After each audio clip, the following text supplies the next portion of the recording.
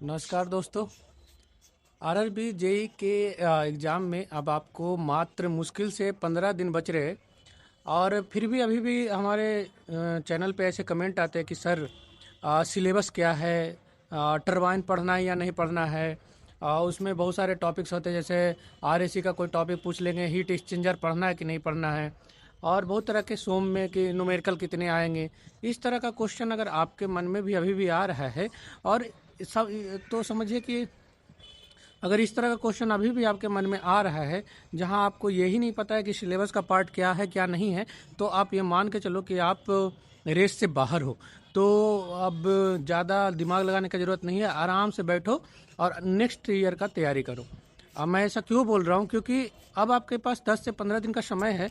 आपका सिलेबस का क्लैरिटी आपके पास अभी तक नहीं है, तो आपका प्रिपरेशन कैसा रहेगा इसका जानकारी लोगों को है ना, अंदाज़ा मिल जाता है।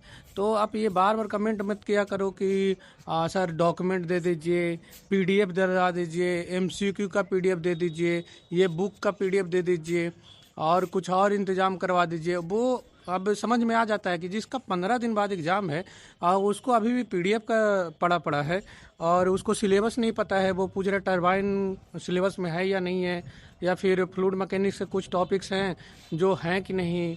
तो आपका वहाँ पे सिंसेरिटी पता लगता है, क्योंकि कॉमन सी बातें हैं, ऐसा चीज कुछ चीज़ है नहीं जिसका आपका जानकारी नहीं है। क्योंकि रेलवे के नोटिफिकेशन में सब टॉपिक दिए होते हैं सिलेबस के पूरे, तो अलग से आपको कुछ जानकारी का तो ज़रूरत है नहीं।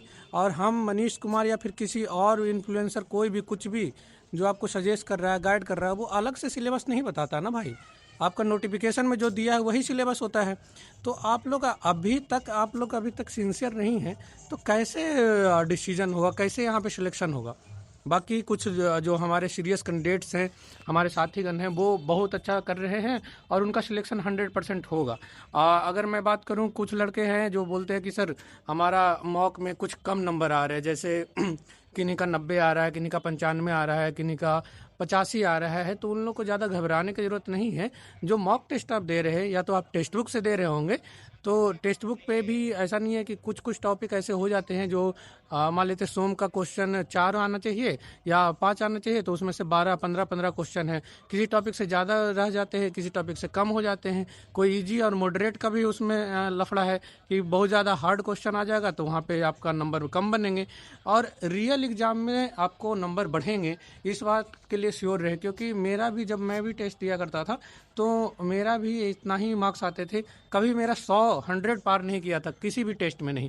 टेक्स्ट बुक के बहुत सारे टेस्ट दिए हमने, मेडी के बहुत सारे टेस्ट हमने दिए, और किसी भी में मेरा 100 पार नहीं किया। तो इतना घबराने की ज़रूरत नहीं है। और जब मेरा फाइनल एग्ज़ाम हुआ था उसमें 106 मार्क्स आए थे। तो इतना घबराने की ज़रूरत नहीं है। जिनका भी 80 85 90 95 के आसपास में मार्क्स आ रहे हैं, वो अभी इंप्रूव कर सकते हैं 15 दिन में। करना क्या है, आपको ज़्यादा से ज़्यादा एमसीक्यू लगाना है, जो प्रीवियस ईयर क्वेश्चन है उसको अटेम्प्ट करने हैं, और आपका जो थ्योरी के लिए जो आपने शॉर्ट नोट्स बनाए हैं उसको बार बार रिवाइज करते रहिए। दिन भर में कम से कम एक सब्जेक्ट का तो रिवाइज हो ही जाना चाहिए। कोशिश करिए कि दिन में 2 सब्जेक्ट आपका रिवाइज हो जाए, और उसके फार्मूला वगैरह याद करते रहिए। उसके शॉर्ट नोट्स, शॉर्ट ट्रिक्स वगैरह, या फिर जो डाटा है वो सब आपको याद होने चाहिए। वो सब आपको जब जितना बार रिवाइज करिएगा उतना आपके लिए फ़ायदेमंद होगा, क्योंकि वो सारी चीज़ें आपको याद रहेगी एग्ज़ाम के दौरान। और एग्ज़ाम के दौरान अगर वो चीज़ें सारे याद रहेगी तो आप जल्दी से क्वेश्चन सोल्व कर पाएंगे और ज़्यादा क्वेश्चन सोल्व कर पाएंगे। तो ज़्यादा से ज़्यादा आपको एमसीक्यू लगाना चाहिए अभी के समय में, और समय निकाल के 2 सब्जेक्ट का डेली रिवीजन करना चाहिए। मैं तो बोलूँगा जितना ज़्यादा से ज़्यादा आपको टेस्ट दे उतना ज़्यादा आपके लिए फ़ायदेमंद होगा। लेकिन बहुत सारे लोग होते हैं जो टेस्ट पे इतना विश्वास नहीं करते। लेकिन अगर आप एग्ज़ाम से पहले कुछ टेस्ट लगा के जाएंगे तो आपका एक आइडिया मिलेगा कि किस टॉपिक से कितने सवाल पूछे जाते हैं। ऐसे इसके बारे में मैंने डिटेल वीडियो बना रखा है जिसमें बताया है कि किस टॉपिक से कितने ज़्यादा सवाल आते हैं। वो वीडियो भी आप जा कर के देख सकते हैं। अगर आपने अभी भी कोई टेस्ट नहीं दिया है तो आप टेक्स्ट बुक का पास खरीद सकते हैं। टेक्स्ट बुक सबसे सस्ता में आपको मिल जाएगा, टेक्स्ट बुक का पास। और उसके लिए पास 01 एक कोड है हमारा, वो लगा करके खरीदेंगे तो आपको 12% का इंस्टेंट डिस्काउंट मिल जाएगा। और टेस्ट आप दीजिए, ज़्यादा से ज़्यादा स्कोर करने का प्रयास करिए। टेस्ट आपको एक स्थिति को बतलाता है कि आपका प्रिपरेशन कहाँ पहुँचा है।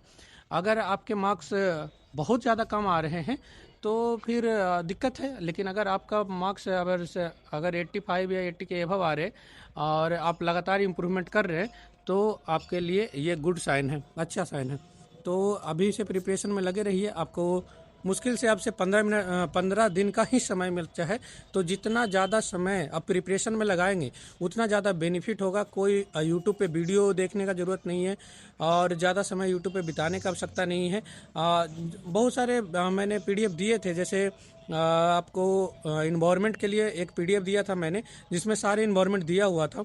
आपको कंप्यूटर के लिए भी हमने पीडीएफ अवेलेबल करवाया था, वो भी आप जा करके पढ़ सकते हैं। तो कंप्यूटर और इन्वायरमेंट के लिए जितना मैंने दिया था वो इनफ है। बाकी फिजिक्स केमिस्ट्री के लिए आपने जो CBT 1 में पढ़ा है वही पढ़ना है, अलग से कुछ भी नहीं पढ़ना है इस बार।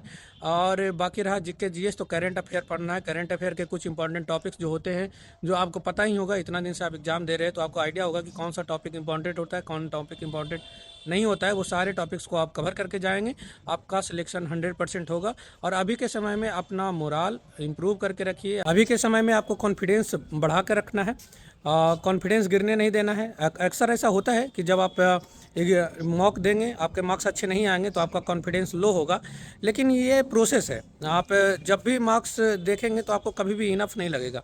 तो आपको मार्क्स से ज़्यादा घबराना नहीं है, आपको लगातार पढ़ाई करते रहना है, खुद को मोटिवेट रखना है। और मोटिवेशन के लिए आप यूट्यूब पे वीडियो देख सकते हैं, या फिर अपना स्ट्रगल ही आपके लिए मोटिवेशन हो सकता है। किसी को सैलरी देख करके मोटिवेशन मिल सकता है। तो जैसा भी हो, आप अपने आप को खुद मोटिवेट रखिए। 10 से 15 दिन का बात है, एक बार सिलेक्शन ले लीजिएगा तो आप इस रैट रेस से बाहर आ जाइएगा। आपको फिर से अब प्रिपरेशन करने का आवश्यकता नहीं पड़ेगा। तो कोशिश करिए कि ये प्रिपरेशन आपका लास्ट प्रिपरेशन हो, इसके बाद आपको कोई भी एग्ज़ाम का तैयारी करने का आवश्यकता ना पड़े। और लगातार इसी प्रिपरेशन को जारी रखिए जब तक कि आपका एग्ज़ाम कंप्लीट नहीं हो जाता है। Thank you for watching.